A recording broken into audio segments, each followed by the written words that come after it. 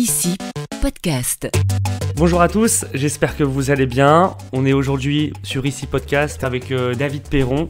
David Perron, un expert de la culture geek qui va nous parler de son parcours. Merci d'être présent sur ce podcast, David. Est-ce que tu peux te présenter pour les auditeurs d'Ici Podcast ? Oui, tout à fait. Alors pour faire très court, moi je suis enseignant-chercheur, donc je suis en gros prof à l'université pour ceux qui connaissent pas trop ce que ça veut dire. Et une partie de mon temps, je fais aussi des recherches et il se trouve que mes recherches sont, on va dire, en gros sur les fans de pop culture. Et j'ai fait un doctorat, donc une thèse, sur la question de la culture geek. Qu'est-ce que ça veut dire? D'où ça vient? Qu'est-ce que c'est? Pourquoi des gens s'en revendiquent alors que c'est une insulte à la base? Enfin, toutes ces questions-là. Et aussi beaucoup sur la question de pourquoi est-ce qu'on se revendique geek et qu'est-ce que ça veut dire d'aimer se plonger dans des univers imaginaires, fantastiques, et souvent de jouer avec, de construire des mondes infinis, etc. Toutes ces questions-là. De voilà, quel plaisir on tire de tous ces univers-là qui vont de Star Wars à Harry Potter, à Magic, aux jeux vidéo, voilà, tout ça. C'est un vaste sujet. Bien sûr, hyper intéressant. Là, on va se focaliser peut-être sur Magic, Pokémon Co. Est-ce que c'est des licences qui te parlent ? Est-ce que c'est des licences qui ont adopté un petit peu la culture geek avec, je sais pas, les conventions ou le besoin de se rassembler ? Qu'est-ce que tu en penses ? C'est des licences évidemment qui sont au cœur de la culture geek telle que je l'aborde, justement parce que pour moi la culture geek c'est, on va dire, deux choses principales, c'est les mondes imaginaires et jouer avec. C'est-à-dire que c'est pas juste être passif dans ces mondes-là, mais c'est vouloir créer du contenu ou se plonger dedans, mais de manière active. Et donc le jeu vidéo, les jeux de société, les jeux de rôle et leurs descendants pour moi qui sont tous ces jeux de cartes à collectionner avec en plus un élément qui est la collection, qui est très important aussi dans les fans de pop culture, hein. Alors que ça va être collectionner des figurines, ça va être collectionner en ce moment les Funko Pop, c'est très à la mode, des posters, ça va être collectionner des DVD pour certains, ou des choses comme ça, ou des livres. Mais il y a aussi souvent un besoin, une envie d'accumuler, alors pas pour le plaisir, juste un peu d'accumulation un peu bêta, mais de plaisir voilà, de compléter des collections. Donc bien sûr, le mélange de jeux et de collections, ça marche très très bien dans ces jeux-là. Et je dirais que peut-être le premier Magic a vraiment capitalisé là-dedans. Il y avait déjà eu avant des tentatives ou des choses autour des grandes franchises, justement Star Trek, Star Wars, il y avait déjà eu des jeux de cartes, soit juste à collectionner pour avoir des belles images, soit avec un peu de dimension ludique. Et Magic, en s'inspirant à la fois du jeu de rôle et de tous ces univers fantastiques de la pop culture, a su créer un nouvel univers en même temps, qui n'était pas dérivé d'autre chose, qui était rare à l'époque. Et du coup, a lancé ce mouvement-là. Et donc ensuite, bien sûr, Yu-Gi-Oh, Pokémon. Alors, la différence, c'est que c'est japonais, les deux autres, mais finalement, il y a beaucoup de points communs entre la culture pop japonaise et américaine, donc de ce point de vue-là, c'est pas très surprenant non plus. Moi, j'ai le sentiment que quand j'étais plus jeune, il y avait une méconnaissance de cette culture geek.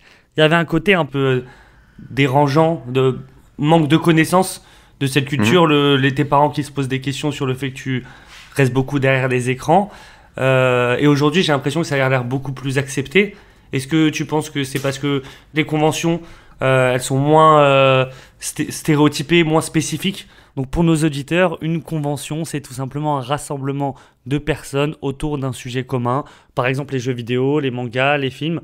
Et donc dans ces conventions, on rencontre plus de personnes différentes. Il y a moins ce côté se retrouver pour se revendiquer. Comment tu peux expliquer cette évolution ? Moi, je vois le basculement autour des années 2007-2010, c'est-à-dire les années où, en fait, en gros, l'ADSL grand public se lance en France et donc on a accès à, on est fan de tel comics underground pas connu, mais on peut se retrouver un forum où les gens sont fans de ça. Et les réseaux sociaux ont multiplié ça. Et du coup, les conventions découlent de ça aussi, c'est-à-dire que il y a le cliché classique du geek qui veut rester dans sa chambre et qui veut pas parler aux gens, mais en fait, on se rend compte que quand ils sont passionnés, qu'il y a des gens en face passionnés, ils ont envie de parler pendant des heures de ça. En fait, toute personne passionnée a envie de parler. C'est juste que parfois nos passions sont vues en effet comme quelque chose un peu bizarre ou étrange. Et les conventions, clairement, on voit l'évolution parce que au début des années 2000, il y en avait une convention en France, c'était Japan Expo, qui existait déjà, mais c'était la seule. Et voilà, c'est le modèle japonais, américain. Et on voit que le public aussi a changé parce que maintenant, on voit les gens qui vont avec leurs enfants, c'est un public très familial. Alors c'est vrai qu'à la base, c'était plutôt un public de jeunes ados qui allaient là-bas. Donc ils y sont encore, mais aujourd'hui, on a des familles qui vont faire leurs courses, qui vont regarder chacun leur franchise. Le papa qui aimait Star Wars quand il était jeune, il va aller voir ça, et puis les gamins, ils vont aller voir Naruto et des cosplays d'animés récents. Donc ce mélange-là est super. C'est aussi le succès du mot geek. Pour moi, c'est pour ça que j'aime bien le mot geek, c'est qu'il a permis de rassembler. Parce qu'il y avait déjà des conventions de jeux de rôle, il y avait déjà des conventions de jeux de société, il y avait déjà des conventions de fans de cosplay. Mais le fait de dire, tout ça, c'est un peu geek, même si on sait pas trop ce que ça veut dire, ça permet au moins de dire, il y aura une section jeux vidéo, il y aura une section rétro gaming, il y aura une section cosplay, et tous les gens, en fait, vont trouver à manger quelque part là-dedans. Et donc, c'est ça qui permet de se rassembler, quelle que soit la génération et quelle que soit la passion, quoi. Simple question, ce serait quoi ta définition de quelqu'un qui serait geek aujourd'hui ? Bah, pour moi, déjà, c'est quelqu'un qui est passionné d'univers imaginaire et ludique. Voilà, tout simplement. Après, on va y mettre plein de choses dedans et on va y mettre aussi le côté péjoratif, donc le côté on est mal vu des autres. Souvent, c'est des gens qui ont le collège, un peu le lycée, parfois on se fait un peu moquer parce qu'on aime le jeu de rôle et pas le sport. Mais en vrai, ça change beaucoup. Donc, pour moi, c'est simplement une revendication d'une passion et le mot geek va être associé à certains types de passions. Donc, on a fait les univers imaginaires fantastiques. Ça va. En gros, on a des œuvres fondatrices qu'on a Tolkien, on a Star Wars, on a Star Trek, on a Final Fantasy, Zelda dans le jeu vidéo. On a quelques œuvres comme ça qui font que les gens vont dire, c'est un peu comme je compare souvent ça avec la musique, dans le domaine du rock, chacun va avoir son groupe de métal indépendant hyper pointu ou de rap régional que personne connaît, mais on va reconnaître que dans le rock, les Beatles et les Rolling Stones c'est important. Bah voilà, Star Wars, Star Trek, c'est les Beatles et les Rolling Stones de la culture geek.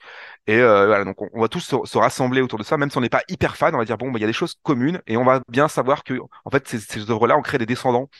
Et donc bah, Harry Potter clairement descend de Star Wars, descend de la fantasy à la Tolkien. Et donc en fait on va retrouver une espèce de généalogie qui fait qu'on va tous dire ok bon bah on partage au moins un minimum de goût commun, ce qui fait que quelqu'un qui fait du jeu de rôle peut discuter avec quelqu'un qui adore le manga. Les deux ne partagent pas la même pratique de base, mais en fait, ils vont se dire, ouais, on aura des références communes quand même. C'est ça qui est, moi, je trouve intéressant. Est-ce que tu penses que le fait qu'il y ait des jeux vidéo en ligne, ça a facilité un petit peu ce lien qu'on pouvait avoir avec des joueurs qui étaient fans d'un monde spécifique imaginaire, ou alors avant les jeux vidéo, il y avait aussi ces possibilités de créer du lien?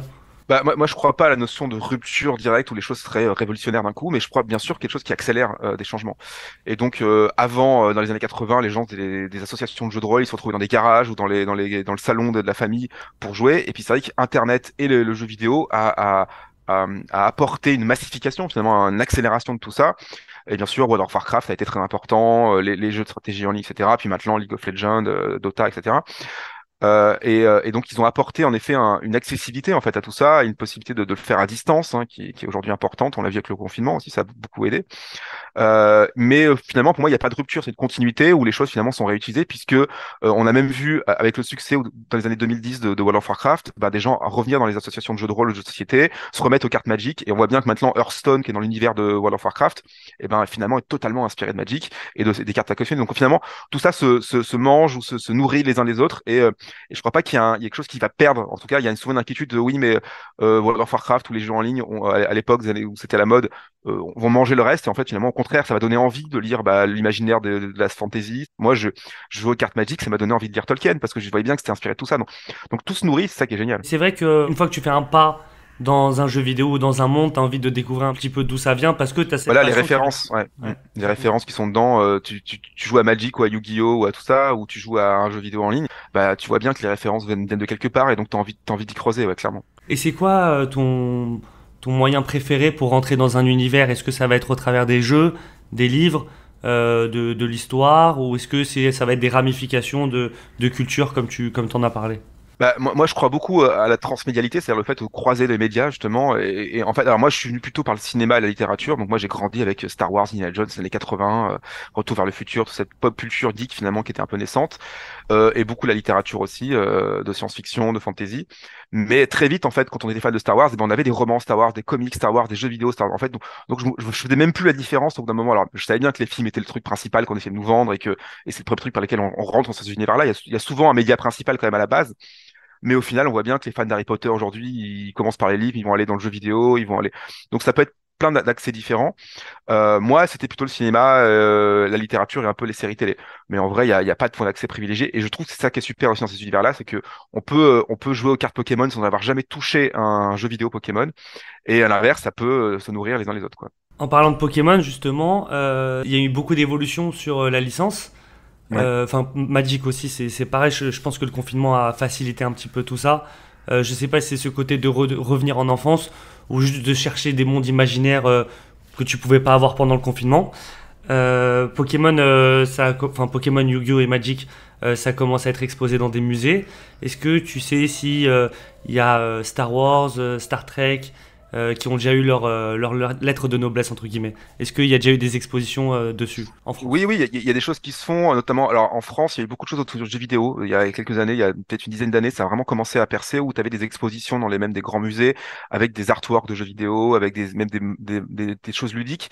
Et la grande force du jeu, que ce soit jeu vidéo ou même jeu de plateau, jeu de classique, c'est que tu peux accrocher les gens avec ça tout de suite. C'est-à-dire que je comprends qu'il y a une difficulté parfois à amener, même moi je l'ai vécu, hein, des lycéens devant un musée au Louvre et puis leur dire voilà, regarde, qu'est-ce que tu penses de cette peinture. Il y a un côté un peu pédagogique à l'ancienne où on s'ennuie un peu, alors que là, tout de même un jeu comme Pong, le premier jeu vidéo de l'histoire, entre guillemets, ben, tu mets quelqu'un devant de 8 ans, il comprend très vite comment on joue. Donc c'est vrai que du coup, il y a un côté ludique, même un Mario qui a 40 ans maintenant, et ben, tu le mets devant et tout le monde va pouvoir jouer. Et tu peux à partir de là expliquer l'histoire du jeu vidéo, qui est un art aussi, et comment tout ça. Donc l'avantage de ces arts-là, c'est qu'ils sont accessibles et que justement cette culture populaire qui est très accessible, en même temps qu'il y a une profondeur derrière, elle permet de rentrer facilement dedans. Et on parlait de Star Wars. Star Wars, c'est un des rares films qui a plus de 45 ans aujourd'hui, où on peut encore le montrer à un gamin de 8 ans, il va aimer. Et il y a quasiment aucun film sorti en 77 où on peut faire ça. Donc on voit bien qu'il y a quelque chose dans cette culture-là qui est très accessible, qui est très accrocheur, et qu'après derrière on peut en faire d'autres choses quoi. Et donc moi je pense que c'est des portes d'entrée à des univers. Donc qui est une reconnaissance là-dedans, après les générationnels aussi, parce que bah justement ça a 40 ans tout ça, le jeu vidéo ça a 40-50 ans, Star Wars ça a 40-50 ans. C'est normal que maintenant les institutions s'y intéressent parce que c'est rentré dans les mœurs, c'est plus devenu un truc subversif. Il y a des choses dans ces cultures-là qui restent un peu à la marge, et c'est bien, tant mieux, parce que ça fait partie, ça nourrit aussi les choses. Mais que ça soit reconnu de plus en plus. Alors, sur les expositions sur Star Wars, bah oui, il y en a eu une même exposition itinérante qui a fait un peu le tour du monde, qui était venue à Paris il y a quelques années, mais toujours dans l'interaction. C'était une exposition où on prenait un personnage de Jedi, où on avait notre pseudo, donc on crée un personnage, et c'est vraiment typique de ces cultures-là. Justement, même là, tu me fais penser le pseudonyme. Parce que avant on allait dans les forums, donc on était obligé de Ouais. passer par un pseudonyme. C'est quelque chose qui reste toujours. Est-ce que tu penses qu'il y avait aussi cette peur de se montrer sur Internet? Parce que je trouve que maintenant avec les réseaux sociaux, on a moins peur de s'exposer. Comme avant, on Bah, voulait pas montrer des photos de nous, on voulait pas savoir qui on était, etc. Oui, bah, il y a aussi tout simplement une raison économique, c'est que les réseaux sociaux, ça les arrange qu'on montre le plus possible qui on est dans la vraie vie, parce que c'est comme ça qu'ils nous vendent des pubs. Donc le ciblage fait ça. Donc c'est pour ça que Facebook, en théorie, nous oblige à mettre notre vrai nom. Au début, c'était pas le cas, au tout début de Facebook, parce qu'en fait, notre vrai nom permet d'identifier les adresses, identifier des carnets voilà, c'est des bases de données, et donc ça, c'est clairement du ciblage publicitaire. C'est vrai que moi, j'aime bien cette idée du pseudo à l'ancienne, pas uniquement dans le fait de se cacher et de pas montrer qui on est. Alors ça peut être le cas, parce que parfois, bah, dans les premiers temps d'Internet, on pouvait voir des gens très âgés puis des gens très jeunes qui se mélangeaient. Il pouvait y avoir un côté un peu bizarre, alors que là, on se tutoyait tous, et il y avait une espèce de culture Internet qui était très très sympa là-dedans, dans l'idée n'importe qui peut être qui il veut. Mais il y a aussi un plaisir du masque en fait. C'est comme bah, dans le jeu de rôle, dans le jeu vidéo, dans l'idée d'incarner un personnage et de jouer avec ça. Et je pense qu'il y a quelque chose même de sain dans le jeu, même dans les jeux vidéo en ligne. Il y a ce qu'on appelle le roleplay, le RP, où on peut trouver des serveurs dans tous les jeux vidéo où on va jouer vraiment des personnages. Et dans ce cas-là, pour moi, le pseudo, c'était un moyen de jouer avec ça. C'était un moyen de. Souvent, les gens qui créent un pseudo, ils vont mélanger le nom de leur manga préféré, le nom de leur film préféré. Donc, en fait, ils expriment aussi qui ils sont dans une forme de choix. C'est très typique des identités d'aujourd'hui. En fait, aujourd'hui, on n'aime plus être défini par ce qu'on nous a donné à la naissance. On n'aime plus être défini par le fait d'être homme-femme, par le nom qu'on nous a donné, mais on aime défini par les choix qu'on fait. Et les choix, ils arrivent tard. Donc, à l'adolescence, on aime un groupe de rock, on aime un manga, puis on va mélanger les deux, ça va faire un pseudo bizarre, mais au moins, ça sera nous. Et donc, cette idée de s'exprimer par ce qui on est, par les choix qu'on fait, bah, Internet, et il fait que ça. Les profils des réseaux sociaux, c'est nous qui choisissons ce qu'on met dedans. Et donc, c'est l'idée de choisir notre identité. Et ça, c'est très contemporain. Ouais. Est-ce que tu penses que tout ça va évoluer? Est-ce que tu penses que les licences comme Star Wars, qui a été racheté par Disney il n'y a pas très longtemps, donc il y a aussi cet objectif de la maintenir au top Mhm. niveau, ou par exemple Pokémon, qui est une des entreprises les plus rentables actuellement, est-ce que tu penses qu'il y a d'autres acteurs qui vont pouvoir se sortir du marché, ou Star Wars et Pokémon, ça va un peu devenir les nouveaux, entre guillemets, Disney? C'est-à-dire où les parents éduquent les enfants, et les enfants vont rester un peu dans le monde... Ouais, ouais, bah, en fait, il y a plusieurs choses. Ce que tu dis, déjà, l'idée que c'est transmis, ça c'est super intéressant parce que c'est la première génération aujourd'hui, là, des enfants aujourd'hui, où vraiment on transmet la pop culture. C'est-à-dire que moi, mes parents, c'était pas même ils connaissaient, mais c'était pas leur domaine. Il y avait déjà des parents un peu geeks, mais c'était plus rare aujourd'hui. 80% des gens ont au moins joué aux jeux vidéo une fois dans leur vie, ils voient ce que c'est, ils voient que c'est moins dangereux que ce qu'on le croyait, même il y a toujours des clichés, mais ça évolue en tout cas, ça va mieux. Et donc c'est hyper intéressant d'observer aujourd'hui en effet comme ça se transmet, comment il y a une fierté des mes copains qui vont montrer leurs enfants le premier Star Wars, le premier Disney, le premier Harry Potter. Il y a une espèce de dire, en fait, on revit l'expérience, la fraîcheur de l'expérience à travers les yeux de quelqu'un d'autre, et donc ça c'est hyper agréable. Après, en effet, il y a le défaut de ça, c'est que il y a un manque de renouvellement. Ça, on est tous à peu près d'accord pour dire que moi, je préférerais, et je suis fan de Star Wars, mais je préférerais qu'il y ait un nouvel univers de science-fiction qui émerge plutôt que les nouveaux Star Wars tous les ans de Disney que j'en peux plus. Mais en même temps, on est tous fautifs là-dedans parce qu'on est les premiers à transmettre et à préférer retransmettre ça plutôt qu'à dire ah, bah, il faudrait peut-être trouver des nouveaux trucs, de nouvelles choses à adapter. Donc il y a une ambiguïté. L'industrie, bah, elle veut vendre des choses, donc évidemment, elle nous fournit des choses à acheter. Et parfois c'est trop. Comme ils savent pas s'arrêter, mais ils en font trop. Et en même temps, nous-mêmes, on est parfois un peu coupables de dire, bah, j'irais peut-être plus souvent facilement voir un nouveau Star Wars qu'un film de science-fiction, d'une licence nouvelle, d'un univers nouveau, parce qu'on est tous un peu frileux et qu'on est un peu dans nos zones de confort.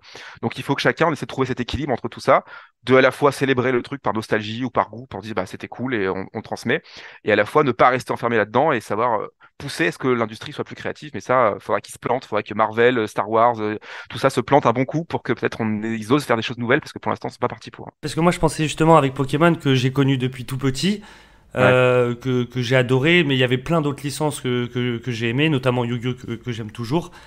Il y avait ce côté évasion, il y avait ce côté découverte, mais c'est vrai qu'au bout d'un moment, on perd un peu ce côté nostalgie parce qu'on connaît tellement Mm. le monde dans lequel on a passé, on a joué, on a interagi, qu'on a juste l'impression de rajouter des informations chaque année et Ouais. plus de redécouvrir quelque chose. Et, tu vois, par exemple, Naruto, quand Naruto s'est terminé, j'ai aimé parce qu'il y avait une sorte de page qui était figée dans le temps. Ouais. Après, Mm. Oui. ils ont essayé de sortir d'autres choses, mais ça m'a moins intéressé. Mais c'est vrai que globalement, j'ai l'impression quand même de toujours soutenir, entre guillemets, ou participer aux mêmes licences. Est-ce que c'est parce que bah, y a cet algorithme qui fait qu'on va me présenter que celle-là parce que c'est susceptible de me plaire? Ou alors, moi, j'ai moins l'envie de chercher des nouvelles licences. Ça, c'est Bah, un truc que je sais pas. il y a un mélange de plein de choses en fait, parce que il y a déjà c'est des univers, forcément, ils créent des univers qui sont déclinables, parce qu'ils savent que bah, justement c'est rentable de les décliner sur plein de supports. Et en même temps, ça peut être bien fait aussi, hein, c'est pas parce que c'est voilà, commercial que c'est mal fait. Mais donc forcément, ces mondes-là, ils ont ce qu'on appelle en termes techniques une pulsion de complétude, c'est-à-dire qu'on a envie qu'on les complète. C'est vrai que ce qu'on appelle les univers étendus finalement. Et clairement, les jeux de cartes à collectionner sont totalement là-dedans, parce que même Magic, c'est un univers étendu qui continue, enfin qui est nourri que par les cartes en plus. Enfin, il y a des romans, il y a des jeux vidéo Magic, mais c'est d'abord les cartes qui ont créé l'univers. Et donc on a envie d'en savoir plus sur cet univers, ça devient un multivers, ça devient des choses extrêmement complexes, et donc on se dit il y aura toujours à explorer. Après, le problème de la pulsion de complétude, c'est comme une collection. Le problème d'une collection, c'est que d'un moment, bah, on a tout collectionné et on se dit, mais bon, oui, on voit bien qu'on nous rajoute des choses, mais c'est finalement très secondaire. Et dans notre imaginaire, nous, en tant qu'humains, ce qu'on aime bien aussi, c'est la frustration de ah, j'aimerais bien savoir. Il y a une phrase de Tolkien qui est très bien où on lui écrit des lettres de fans où il dit, je reçois des lettres de fans, j'ai écrit un bouquin de 2000 pages et on dit, oui, mais à la page là, vous faites référence à une ville qu'on voit au loin dans la brume et on me demande, c'est quoi cette ville? Et il dit, mais je peux pas répondre à tout ça parce qu'en fait, justement, c'est ce qui fait votre imaginaire aussi, c'est que vous vous dites, c'est quoi cette ville au loin? Et si je fais un autre bouquin qui explique l'histoire de cette ville, je pourrais le faire, parce que dans ma tête, elle existe, mais c'est bien aussi que dans votre tête, vous vous dites, ah, j'aurais envie qu'il explore ça. Et en fait, le fait de trop combler les failles de tout le monde, parce qu'un monde imaginaire aura toujours des failles, notre monde à nous, il a cette force qu'il existe vraiment, donc lui, il est imbattable.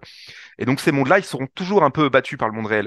Mais cette frustration qu'on a, elle est bien aussi, ça pousse à faire des fanfictions, ça pousse à faire des fanfilms, à s'imaginer des choses, à faire des parties de jeux de rôle, en fait, à vouloir combler les trous par nous-mêmes. Et donc le fait de trop les combler, bah, après un moment, notre imaginaire devient un peu mortifère, quoi. Et donc c'est un peu le domaine, mais on s'y complaît aussi parce que c'est agréable d'avoir encore du contenu dans ces univers-là. Donc c'est encore une fois un équilibre à trouver, c'est à chacun de se poser la question, vu qu'on est tous une génération qui avons grandi là-dedans, de aussi faire l'effort parfois d'aller chercher au-delà de notre zone de confort, de retrouver en effet des mangas qu'on ne serait pas allé lire parce que au début on se dit ouais, pourquoi pas, pourquoi c'est un peu bizarre, et ben tenter des choses. C'est à nous aussi de faire l'effort et après aux industries de suivre. Juste un point, moi, c'est par rapport aux connaissances interdisciplinaires. Moi, par exemple, j'ai adoré Yu-Gi-Oh! C'est ça qui m'a donné envie de découvrir le monde de l'Égypte antique. Tu Hmm. vois? Et c'est des choses que je pense que j'aurais pas eu l'envie de découvrir si j'avais pas récupéré plein d'informations de Yu-Gi-Oh! En fait, transmettre le virtuel vers le monde réel. Oui, bien sûr, bah, de toute façon, encore une fois, la pop culture, quand ça marche, ça vient pas de nulle part. Ça fait appel à des schémas narratifs, à des histoires, à des manières d'écrire, de raconter des histoires qui sont très anciennes, donc des mythes, des folklores, des légendes. Si ça se transmet, c'est comme une blague. Une bonne blague, elle va être déformée de plein de façons différentes. On va la raconter avec des nouveaux personnages, mais la structure de la blague restera la même et son efficacité sera la même et ça fera toujours rire des générations après, ou en fonction, ça fera rire différemment selon les cultures. Mais et du coup, cette idée-là, elle est très forte parce qu'en fait, on oublie souvent que la pop culture, c'est pas juste l'industrie culturelle qui nous vend des trucs, c'est aussi les histoires qu'on racontait aux enfants pour les endormir le soir, au coin du feu, ou voilà. Et donc finalement, bah oui, on peut partir de Yu-Gi-Oh, de Star Wars, d'Harry Potter, de Magic, et dire bah, l'Égypte ancienne, l'art classique, l'histoire du monde, le folklore, les mythes. Et c'est pour ça d'ailleurs qu'on retrouve souvent ça chez les geeks, les fans des mythologies, les fans de légendes anciennes, parce qu'en fait, c'est les mêmes histoires. C'est des histoires qui nous lient entre nous. Ça sert à ça, les histoires, les mythes à la base, c'est dire à la communauté, vous êtes tous des gens différents, mais on a une histoire originelle commune. Et en fait, ça sert à ça, les histoires, c'est à nous mettre ensemble, à réunir, même si on n'est pas physiquement ensemble, mais à nous dire on a des structures de pensée, des manières d'être qui sont communes, liées à une origine qui peut être mythologique, qui peut être fausse, mais on s'invente une histoire. Et finalement, au final, presque un pays, c'est une histoire qu'on se raconte. Donc déjà, d'appartenir à un pays, on retient. Pourquoi est-ce qu'on retient Jeanne d'Arc qu'autre chose? Bon, bah, c'est parce qu'on a choisi à un moment donné de choisir ça. Ce qu'on appelle le roman national en histoire, c'est vraiment des romans justement. Et donc, finalement, on romance toute notre vie. Elle est toute basée par des fictions, même nos souvenirs, notre vie. Notre cerveau, on sait très bien qu'il retient des trucs parfois qui n'ont aucun rapport avec la réalité, qu'on mélange des souvenirs, et ben on se raconte notre propre histoire. Et en fait, pour moi, tout est fait d'histoire. Et donc, que ça appelle à des structures et que ça nous a donné envie de s'intéresser à un roman classique, se dire finalement, peut-être que Star Wars, c'est proche de Victor Hugo, peut-être que voilà, ça c'est super intéressant parce qu'on voit qu'en fait, toutes les histoires se ressemblent. Une dernière question. Qu'est-ce que tu pourrais souhaiter à la culture geek pour l'avenir, avec ton expertise?